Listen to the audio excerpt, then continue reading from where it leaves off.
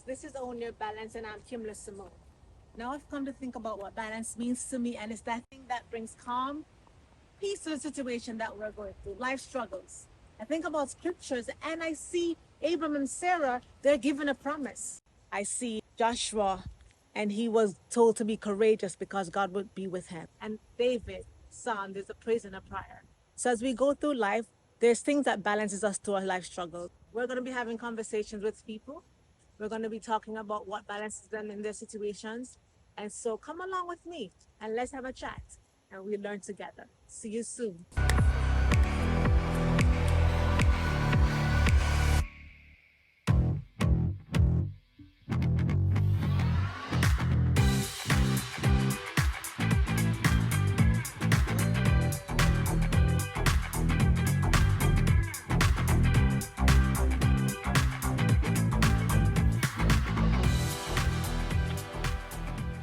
Hey guys, this is Own Your Balance, and I'm Kimla Simone. Well, today we're going to be continuing talking about owning your balance, how we go about recognizing our balance through life as we go along. And today is no different. Today I'm going to be talking to a beautiful friend of mine, and we're going to talk about the value of saying yes, how that value of saying yes align ourselves with God's will for our lives, and how saying that yes has brought balance to her life and the extended parts of her life. So today we're gonna be, yes, Maxwell, can you say hi? Come say hi. Hi, Maxwell. How are you, handsome? Good. I'm glad to hear that. And you're enjoying the fact that school's out, right? Me too. Bye. See you later, handsome. Take two. Good. Hi guys, this is Kimla Simone with Own Your Balance. As you know, we're going to continue talking about how we own that balance that comes in our life. Life situations happen, life happens. And along that journey of our life, we sometimes don't know what balances us, we don't recognize them. While we're doing this chat, we figure out what caused balance in our lives. And today we're going to be talking about the value of saying yes, which brings us in alignment to what the will of God is for our life. And so how in this life that we're living, how has that brought balance to the situation that we're in? And that is our life. So today we're going to be talking to a beautiful friend of mine. Her name is Renee Phillips. We have known each other for like all our lives, really. We've known each other for all our lives. It's been a beautiful friendship. And so I've known her for a long time. So it's gonna be a nice chat. It's a friendship. We're like, she's in my clique of friends that I will talk about all the time. She's one of the four. And so we're gonna introduce her to y'all. And here she is, Renee Phillips. Yay! Thank you for having me. I feel so honored. Thank you. Thank you. I really am. I'm excited for us to talk. We really have been friends for such a long time. So it feels like I'm just chatting with a friend. Absolutely. And that's what Thank we you for want. having me. Yes. Absolutely. Welcome, welcome, welcome. Welcome to this event. Yes. So, so as I said, we've known each other from childhood, and somehow I have been blown away by Renee's growth, in ministry, which came by surprise to me. It was a surprise to most of us. I mean, I think to everybody. To me too. That she is now in ministry, because growing up, Renee came to church. Renee sat down in church.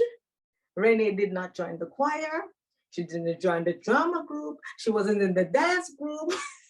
She sat in church. I remember one time she and her brother sang a song at church. In years, That was once the in only years. time that I ever saw her doing anything, but she built friendships. That's for sure. She became our very close friend, even though she wasn't involved in anything at church per se. She built great friendships.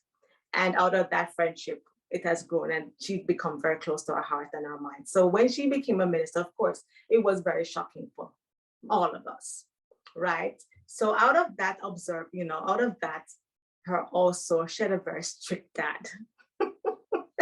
He was the Wow. dad that gave us the look. He was the dad of all dads. Oh my God. He was the dad that gave the look, and Oh, everybody froze. that the So look could that- kill you. that look, I'm telling you, you know what it meant. You better be quiet in church. If you don't be quiet, because that was me. I'm not quiet. I'm always chatty. So they would move me. I get moved all the time by Mr. French. My Yes, God. so it's the look. He had the look. Yes, So he we're gonna had a talk. look. He had a look. Now, having that strict dad, how did that shape the way you saw God? I believe it really made me see God as just as strict, if not even more strict. Because like you said, he had the way of driving the fear of God You know, to you. I mean, he'd walk into the room and give you the look, and you would literally begin to shudder. Oh my God, it was something else. So I think that's kind of what I kind of had with God. I felt like he kind of, kept you in check, and he gave you the look every time you did something that, wasn't, aligned to his word. You weren't walking so close to him. He would give you the look like how daddy would give you the look. Oh my God, that look, just thinking about that look makes me want to go, oh my God. Oh my God. Even adults were afraid of my dad. That's just how it was. He was, I guess maybe because he was in the cadets, and I think he had done a little military. So, it shaped who he you had are. a way though. He had a way. But can I tell you, I have really come to appreciate that way. In being an adult and looking back, I'm like, the Lord know probably I really needed that. Didn't appreciate it at the time, but really Absolutely. be grateful for it now. Really am. Absolutely. Because now we're looking back and we're even speaking the other day, and I was like, maybe in those times when you were just sitting down and we weren't able to be chatting to anyone, you were observing what was going around. Even though you didn't realize that you were observing, God used it anyway. God used the time of stillness so you could Yes. observe what was going on. You were Yeah. absorbing so much and you didn't Yeah. even know you were absorbing them. Right? So God has his way of doing things. Even though we didn't like it, it was uncomfortable for us because as kids, you want to run around and do the things. Yeah.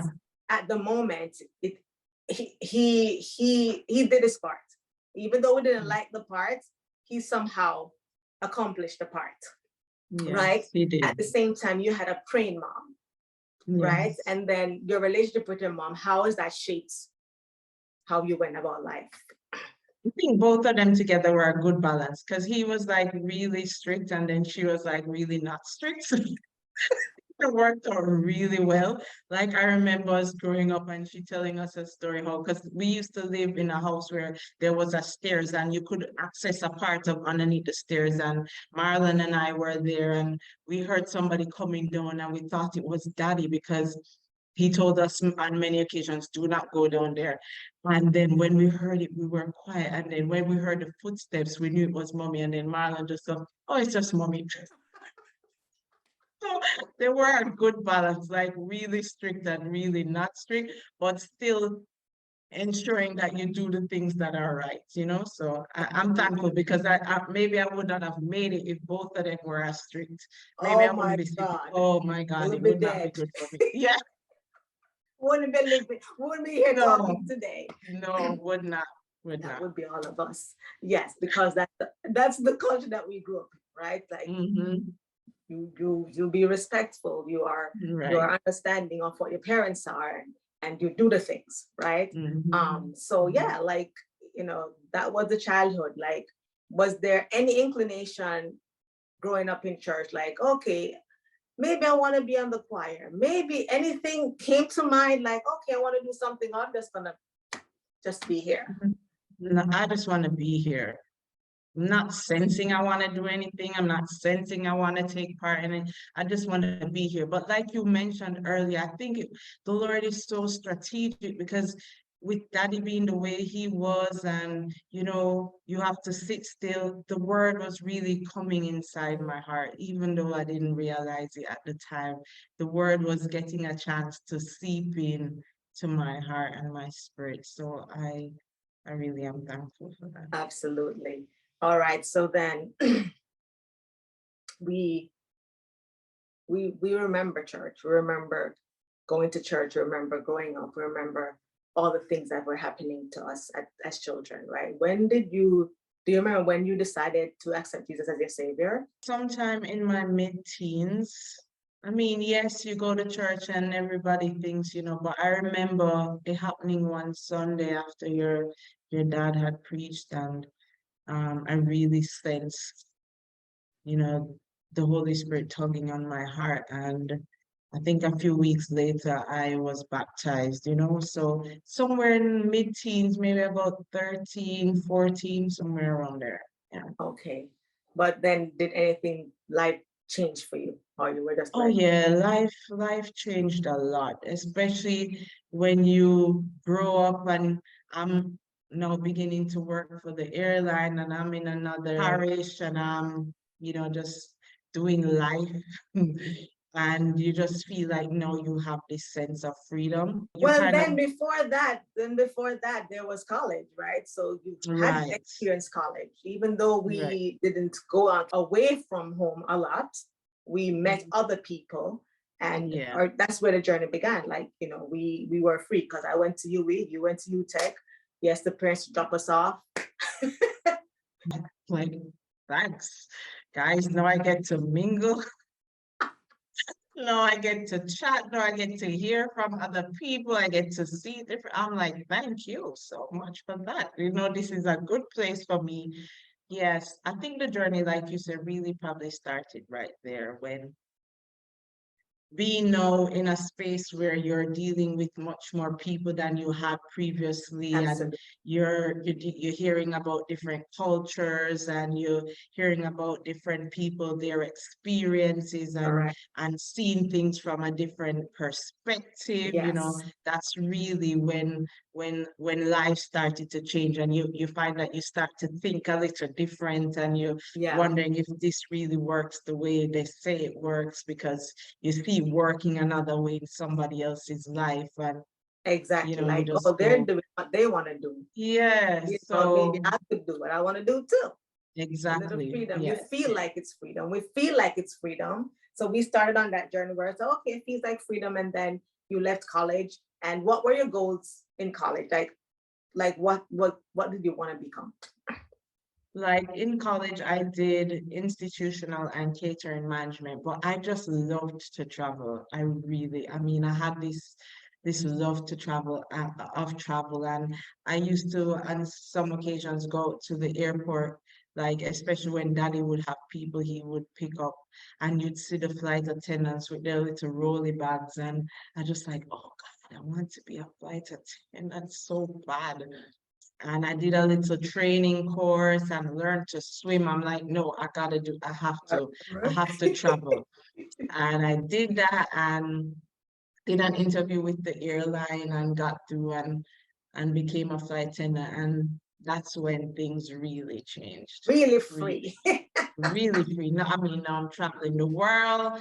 Now I'm seeing people. I'm definitely seeing cultures in their own space. I'm not hearing people telling me about their culture anymore. I'm going and seeing the culture for myself, and seeing the way people interact with this person they call God, and hearing about their experiences, and sometimes about how they're not even believing in this God, and how things seem to just kind of work for them anyway.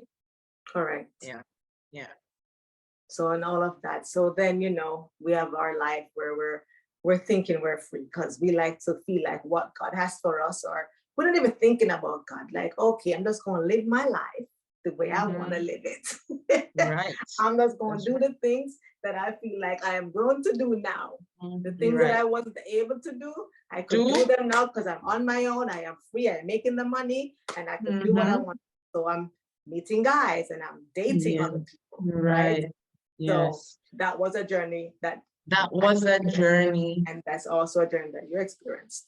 Yeah, it really was a journey. And then you find out that when you begin to date, it really ends up being disappointing. You think, okay, this person may be it, and then you're disappointed, and you really find that not much fulfillment came out of it. Yes, you were free and you were happy to be free, but really there What was no, felt like when you yeah. thought was going to be freedom. Yeah, it felt like, wow, I can do life the way I want to do life. I don't have to be listening to someone saying, no, you can't talk here, no, you need to be quiet, no, you need to sit here. I'm just doing life, like you say, I'm making my money, I'm doing what I need to do, I'm living, I'm going here. But you find that what is really happening is, even though you're doing that, there's a part of you that feels happy, but there's a major part of you that feels empty. So There's no empty. satisfaction. Like, I can get no satisfaction. Satisfaction. Yeah, really, no satisfaction at all, at all, at all. None. Yeah. So as you said that, I was reading a part of a book that my pastor had written, Cherished with the Lord Bless You. And a part of it that he spoke about, like God's trying to get our attention all the time. And it's talking about aligning yourself. And, it says, God passionately wants to do good to me and in me and through me. But sometimes I make it terribly difficult for him to do what he wants to do. That's a great way to put it. It's a great way to put it. Like, we always trying to do our own thing. And so when you said that, like, you feel like you went out there, you felt like it was freedom, but really at the end you realize this is not freedom. I'm more miserable. I'm getting no satisfaction from doing this out here. So this life is not what life is about. This is not what it is. Me doing what I want to do is not the thing that is going to bring me satisfaction for my life. There is another way. And because of what you grew up knowing also influence your thoughts, even though you think that, oh, I'm going to let it go. That's right. Was there any, the conviction, how did that work out for you? Like the feelings? Yeah, like I said, really no satisfaction, and moments you could feel like God or the Holy Spirit's tugging on your heart saying, what are you doing here? Really, this makes no sense. I have so much more for you. I have so much better for you. Why would you settle for this? Why would you stay here? Why would you sit here? When it's almost like the prodigal sons, like at some point something comes to your mind and you go, in here. What am I doing here? What am I doing here? Life without God, what? How did I get here? It makes no sense. At that time, did you feel like what they say, a backslider? Or were you like, I'm in the middle, I don't think I'm leaving God, I don't want to leave God? I don't think I would term it as a backslider, because I felt like I was still praying, I was still, I didn't feel like I fully put God on a back burner. I felt like I just kind of go, all right, God, just give me a chance to kind of, do life a little different. I want to kind of see. So I know it sounds like, what are you saying? But I mean, at that time, you just figure, Lord, I love you. I'm not trying to displease you, but just give me a little moment here to just see life from this angle, because I've lived in this angle and I'm thinking I feel boxed in. So I'm gonna ask you for just a little bit of time over here to just see life from here. Absolutely. And I remember the same thing, like I felt like, okay, I don't think you left God. I don't feel like I didn't walk away from God, like, oh, I'm gonna leave God and I'm going to do no.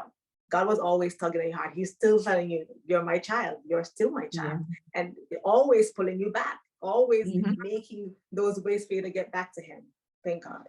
Right. And so we didn't have any satisfaction, we didn't feel anything. When did you decide to get back into full relationship with God? I think that happened about probably a year or a year and a half before I got married. I think I kind of became tired and like, you know what, God, really, and this is why I love God's word when he says, train up a child in the way he should go, and then when he's older, because yes, you're gonna know sometimes that your children go through these phases, but believe me, the word is gonna come back. The Lord is gonna cause conviction, and not a conviction like you're guilty, just this sweet conviction, like remember what we used to have, remember where we used to be, and I'm just waiting on you to come back because I have these great plans for you, not condemning, just this beautiful come home, this, yeah, I love you.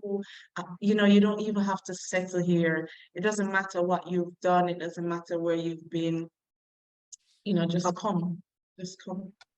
Just come home, just like the prodigal son going back home. Yeah, just come home. Like, he's like, okay, like, like I would always pray this prayer, like, okay, God, don't take away, let me always have a broken heart. Like, let me not get settled in the situation, because if I can't come to the broken heart, you cannot forgive me. So I would like you, please, not to take it away. I need it to stay. Because I need to come home, like that's right. Totally. Like, I need to go back to the life that you have for me, because I know that I cannot live without you. I know that. And that's what I think you felt like, my life is nothing without him. I cannot really live my life without God. We already knew that, right? Right. So then that happened. And then so a year and a half after all of that, you decided to settle down with God. Was there any tugging in your heart ministry-wise? Or it was just like, I'm back in church and I'm doing the thing? Still no? Absolutely no tug. It's just I'm deciding to do things God's way. I mean, absolutely no tug. Ministry is the furthest thing from my mind. It's just I'm coming home, I'm just settling down, I'm just being still, I'm just trying to grow, I'm just trying to develop, trying to get back on track with the Lord and hear his voice, and that's it. Nothing about ministry, nothing at all. All right. So then you met a young man. Oh yes. Oh my God. Which also took me by surprise. Oh yes, took me by surprise. This one like smacked me in the left to the right. This is like, what? How did this happen? All right, so tell me the story. I need to hear. Okay, let me give you the juicy details. I'm gonna give it to you, and then you can pay me later, okay? So I happened to come up from Montego Bay on vacation. So I'm staying with my parents. So of course, whenever I'm up, I have to come to church, right? Church is where it's at. So part of me is going, oh, well, because my dad says he's not going to be able to go to church. So a part of me goes, let me just stay home because I can't really bother if he's not, it's going to be too much hassle to try to figure myself around. But then something just kept saying, go, you need to go, you need to go. So I got ready and I went. Then my dad leaves me and he says, go and ask Sister Molly, which is your mom. So he says, go and ask her, which I'm sure she's going to love this story. Yeah. Go and ask her. Go and ask Sister Molly if she can take you home. So I said, okay. So I did, and she said, sure. Well, that Sunday mornings, it so happened that Gareth happened to be coming to church. So your mom, the Reverend Dr. Mervyn Mother, mom goes to Pastor Gareth and she goes, take Renee home. It was not just me, it was me and another young man, I think his name was Paul, who also lived in Kingston. And of course, Gareth said, sure. So he took them home first, oh glory to God, and then he dropped me home. And then my mom was home, so I'm like, do you want to come in? And because I'm just so hospitable. I mean, really? Yeah. So I'm like, would you like to come in and have something to drink? So he came in, my mom was there, and he had something to drink, and we just sat down and started talking. Wow. I mean, just chatting. All right, we chatted until it was late and he left. And then he's like, oh, can I come see you tomorrow? I'm like, sure. And he came by and we sat down with my parents here though. I mean, they weren't in our space, but Correct. we chatted until about 1 o'clock in the morning. Just this chatting, constant chatting. And then the next day, he's like, okay, and we made plans. He's like, okay. And we came back again and we sat down and we just chatted Wow. until way hours of the morning. And then the next day, I'm like, something's going on here. Why am I seeing myself in a wedding dress? Like, Oh, Jesus. something's up here, right? So we continued to talk. I went back to Montego Bay and we continued to dialogue. And Okay. a few months later, I really sensed the Lord really saying, this is the person, but I was kind of afraid. You know, it's such a big decision, Kim Yeah. Nasimo, you don't want to. I'm like, look here, I'm not up for, I just can't deal with certain things right now. So I really have to know. So I went in prayer Mhm. and I remember receiving a word from somebody here in Jamaica, and then a pastor from Florida called with an almost similar word.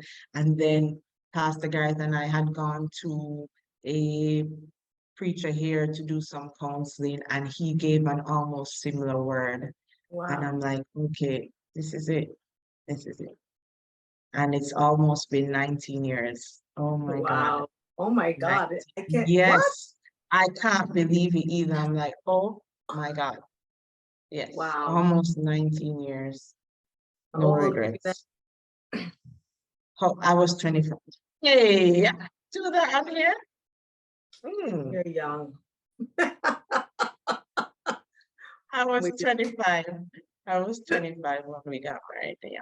Awesome. Awesome. Okay. So then you got married, and part of the journey is coming abroad because Gareth is studying, right? Right.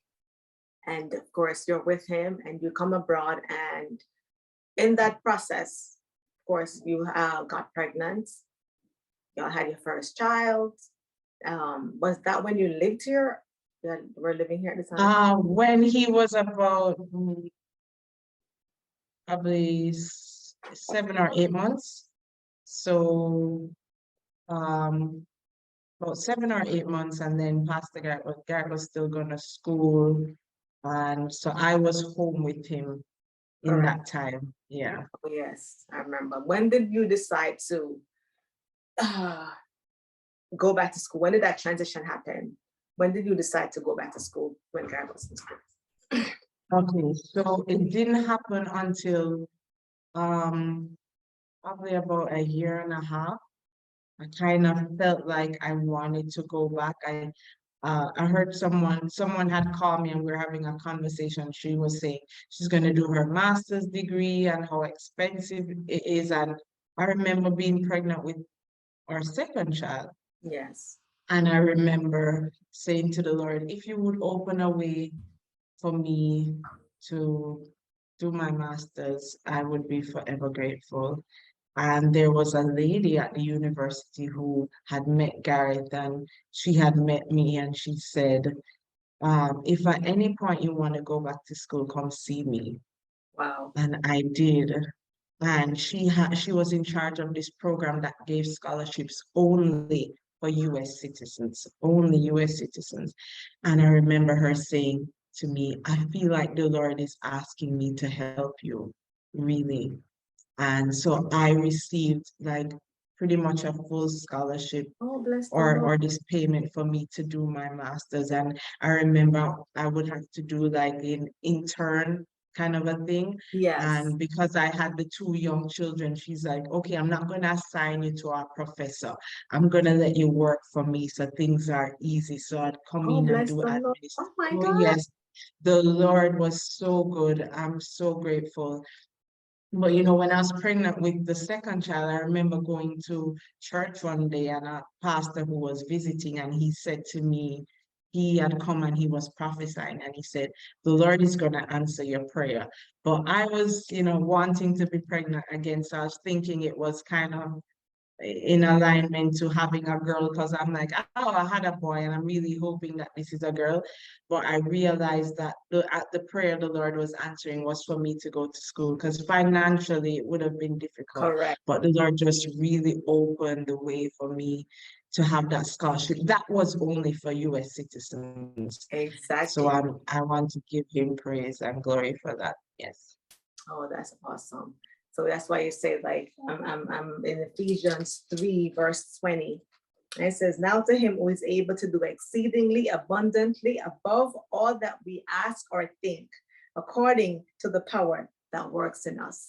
That verse was exactly what you just said, because he blew your mind. Like, he stepped in and he provided all the things. Your prayer was answered. That prayer was answered. And that's how he works, you know. Our aligning ourselves with God by saying we were made to be in relationship with God, to partner with him, to do his work ultimately. So he has provided a way now for you to go do your master's miraculously.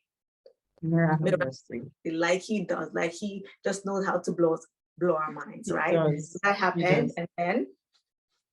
And then this is when ministry kind of began, when I was there in some very quiet moments. And I remember laying down, it was time to go to bed. I'm laying down ready to sleep.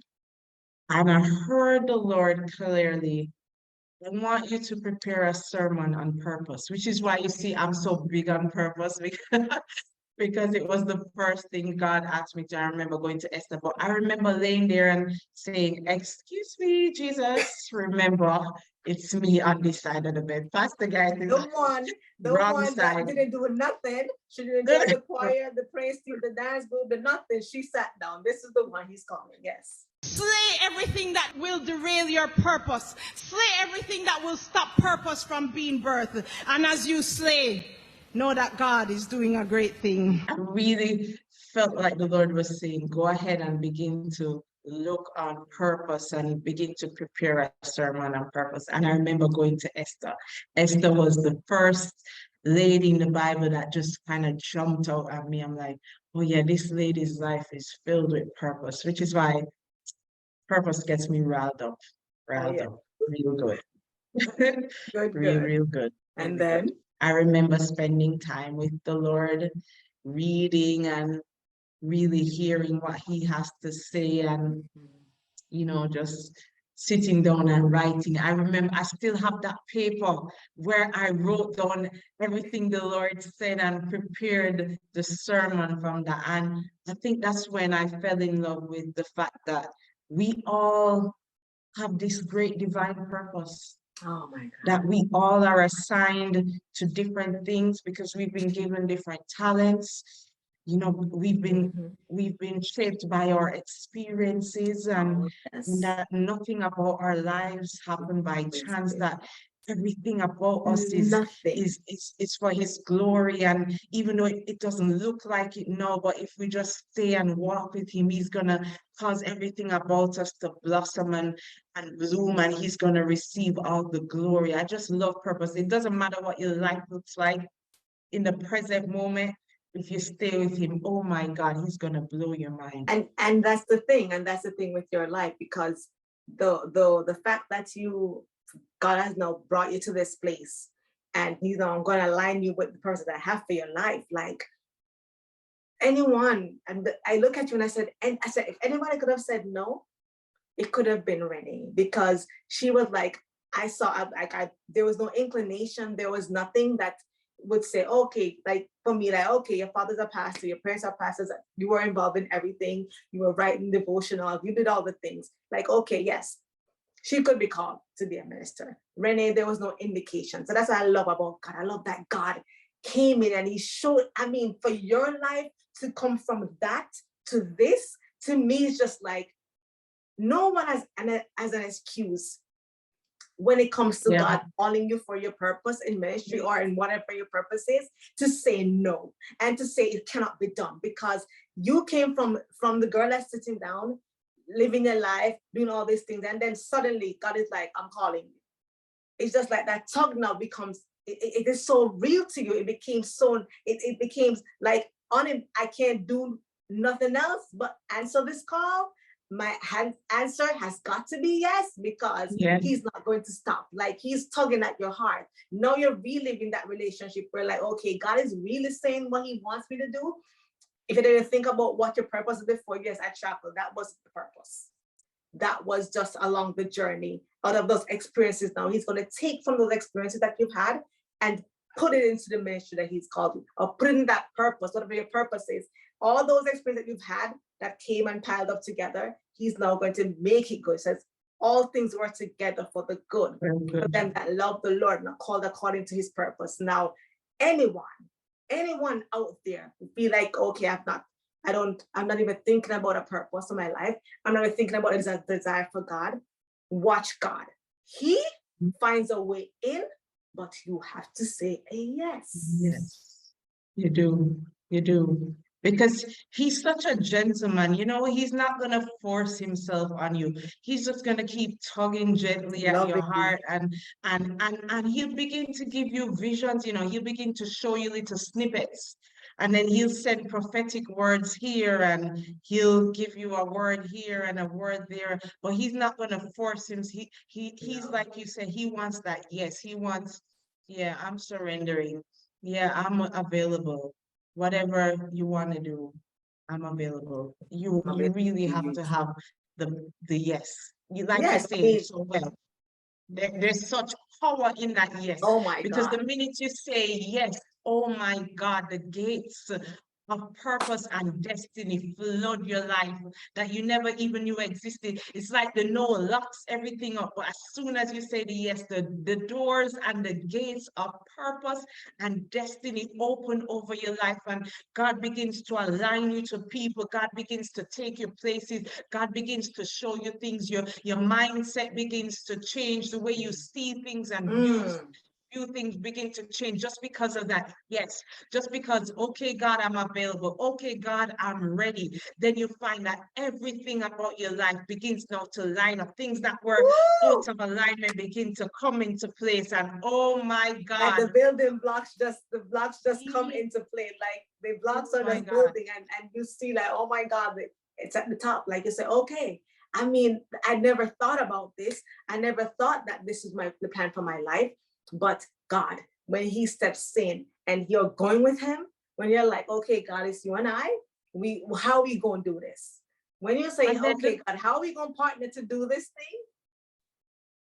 He's like, yes, let's yes. go. And then when you say the yes to talents that you didn't even know you had, oh my God, it Remember that unleashes. story that Jesus said when he gave one talent, and he take that one talent and go do something with it? How much more talents that one got? He's like, yo, he took 5, he got 10, give me a 5. Exactly. Yes. That I'm available. Do with me what you want to. You begin to walk in certain dimensions that you didn't even know that you could, just because of that. Yes, just because, oh God, I'm available. I'm willing. I'm ready. Do with me what you want. Use me. Send me to whoever you need to send me to. Oh my God. Then the giftings just come alive. Then the grace, he's able to make all grace abound towards you. Not just some, all grace, so that you're able to do every good work. Oh my God, just that yes is so That powerful. yes. Oh my God. That yes, that yes, that light. It's like the light bulb.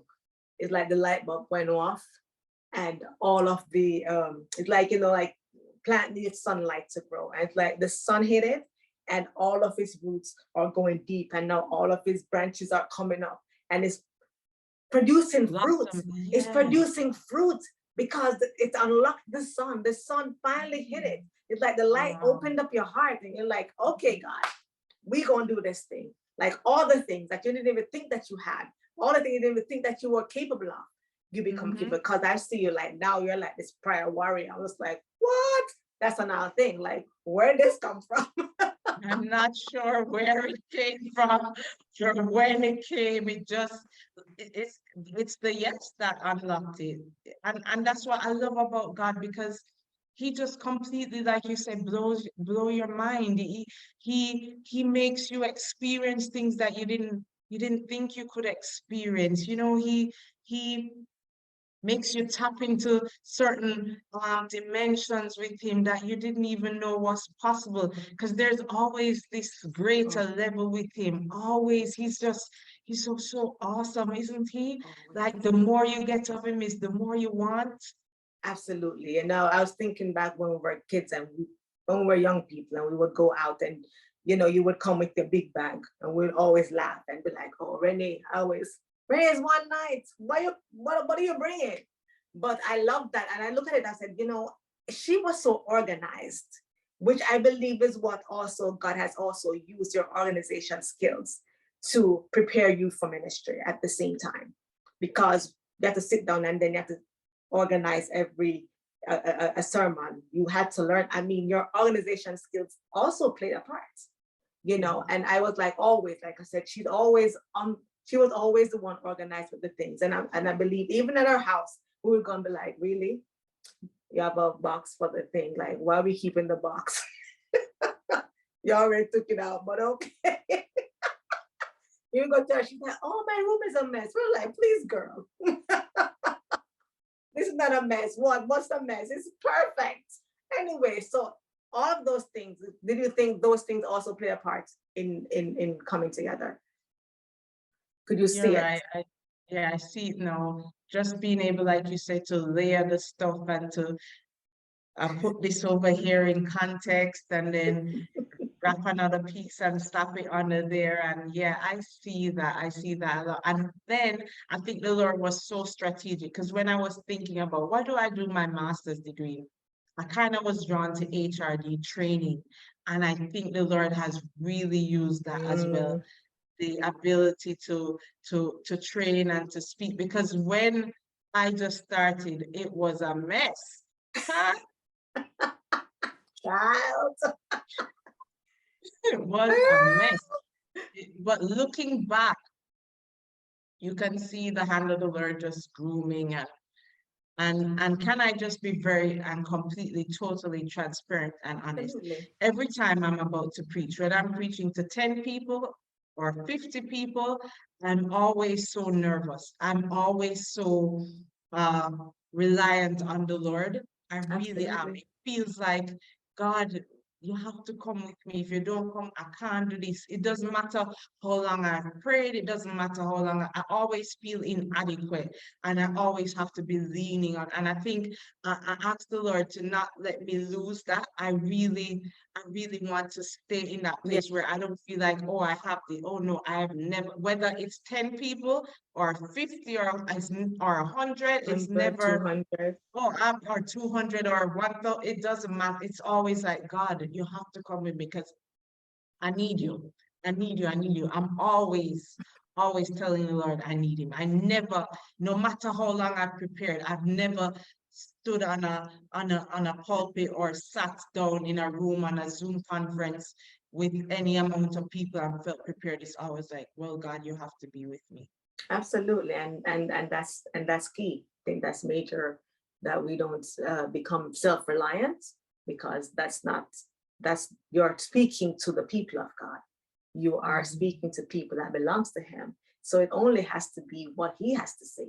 And that was one of the things that was like, I need to only say what you want to say. Even with this Zoom interviews or the interviews that I've done with other people, my thing is, let it be saying what you want to be heard, even to this conversation.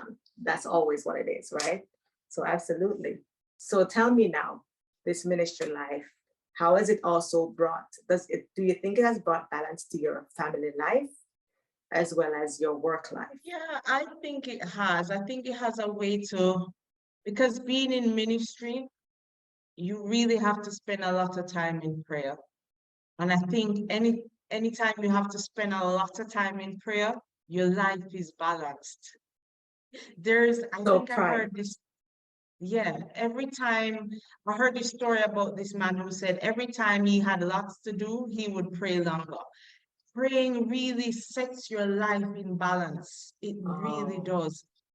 Because it has a way of um aligning your spirit to the Lord and him being able to show you, leave that for now. he, Uh he, he, Kind of he, focus here. Pray about this. This needs some attention. So that's how this balance thing comes, because ministry really makes you have to have pray, your quiet stay there. time. Oh, Yeah, yeah. because Oh my you are, God. yeah, As you you know that said you that, need. I remember this part that I'm reading in the book, right? And it's talked about God giving us his peace. Yeah, so name the blessing that you need or want that God already has for you. But all of that spiritual, yes, it gives you spiritual blessings, but it also brings physical blessings. It also brings material blessings. It brings so much stuff in alignment for your life. It's not just the spiritual part. Like the spiritual part opens up so much other things to bring balance to your physical life and your financial life and to your material life. Like it's like the foundation. It is what sets the stone. It's like what starts everything, right? So absolutely. So prayer is the biggest part of balancing your life, not the purpose, not the ministry. It is the conversation that you have with the Father. I love that.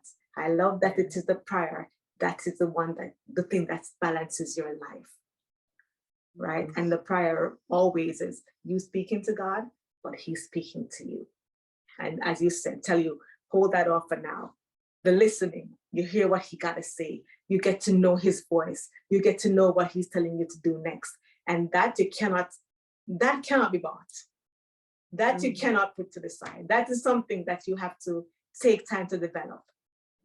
And that's what ministry brought for you. Oh my God, ministry brought balance to prayer for your life. And that would go for all of us to get to that place where prayer becomes our foundation and it becomes this thing that we go to all the time to hear what he has to say and to tell him what's on our minds, right? Absolutely. So I love that all of this went on. I'm so loving this interview and I'm loving this chat. Is there anything else that you would like to say to anyone out there that's thinking that they're I don't have a purpose, or I don't believe that God wants to use me because I've done the things, I've lived the life, I've been out here doing what I want to do? Talk to that person. I just want to let you know that your life is not defined by the things that you have done. You know, the Lord has a wonderful purpose for you. It doesn't matter where you've been. It doesn't matter the experiences you have been through. I want to let you know that you are special. You're special because you were created by a God who loves you. And you're so special that nobody else in the world has a fingerprint like you. You are so unique. And you are unique because God has made you for a unique purpose. And I want to encourage you, no matter where you are on this journey called life, that once you pause and give God that yes, He can do wonderful things with your life. He can turn things around. He can make what seems to be messy beautiful. He can use the messy things for His glory and make it absolutely beautiful. So don't be afraid to stop wherever you are and to give Him that yes. Even in the middle of a mess, that yes can change things. Oh, yeah. And it doesn't matter where you've been. I just want to stress that. It doesn't matter where I don't really care where you've been. Neither does God. Because where you've been, He's going to use it so that He can keep you close to Him. That's the first thing, because He uses those things so we stay close to Him. And then He's going to cause people to see the transformation that has happened in your life. And they're going to say, oh my God, I want this God. Because if He can turn your mess into a message, I want Him. So just Amen. pause wherever you are and give him that yes. And I assure you, you will not be disappointed. Absolutely. He takes, it Amen. says nothing goes to waste. Nothing. Nothing along your journey goes to waste. God uses it all. He used all of it. Remember, he uses everything because he's the one that has the puzzle and he's the one that sees the end results. He knows the end results. He knows where to put all the parts. He's like, oh, you think I'm surprised? He's Yeah. like, I'm not surprised. I already knew you were gonna do that. I already made it. I have a piece for that. Like, I know where to put it. He's Yeah. not surprised by what you do, how you've done it, where you've been, because he's like, I got a plan. It's Yeah. always a good plan. It's Yeah. always for your good. Yes. If you come and you said, give me your heart, but you have to say yes. You have to give me the opportunity to work through you. So Yes. absolutely. So prayer, people, prayer is a part of balancing our life. It is major Amen. in balancing our life. And I'm so Yes. grateful for that. I'm so grateful for this conversation. I'm so So grateful am for I. that. And I just love you. I just love you. And I'm so very proud of you. I'm so very proud of you. My heart sings when I see you up there. My heart sings when we're praying, and my heart sings because I'm just like blown away by where God has taken you. I am so in awe of who God is to your life. God always shows up and he always blows my mind, and that blew my mind. And I'm always in awe of where you're at. And I'm so very, very proud of you. And I give God thanks for your life. I give God thanks for who you are. And I'll continue to be so proud of you. And thank you for your friendship. You have been a true friend and a great cheerleader. I want to let the people know you are an awesome cheerleader, always cheering on your friends. And I'm absolutely proud of you for what you are doing and how you are walking in purpose and how you are impacting the lives of many people. And you continue to own your balance so that we can own our balance. And I love you and appreciate you. I do. All right. So as we said, Renee is, we didn't say it earlier, she's wife, mother, minister, and she does them with grace. And I'm so very happy that God has called her for this and shown us that a yes can change your whole life. That yes, we're not meant to be in the background. God has given you a light to shine. Light, don't, you said, behind a bushel. When the good light is in the dark, it's going to be light. You cannot hide. It's not for the background. He's called you to shine his light to everyone. And even in your little corner, even at school, even at work, even on the bus, at the bus stop, wherever, your light is always shining. I have this analogy the other day. I was looking outside and I was watching the fireflies going around in the dark. And I was like, I'm always at, and like I'm like, God, and he's like, that's like, you look at the earth and it seems so dark and it's like, oh, all these things are happening. But he's like, I look down there and I see my little lights and they're just there. And I know that my people are there because their light is shining. So continue to shine your light wherever you are, because God, he's watching us and he's so happy and his heart is so filled with joy when he sees his little lights all over, right? So that's who we are. So thank you for saying yes to the interview too.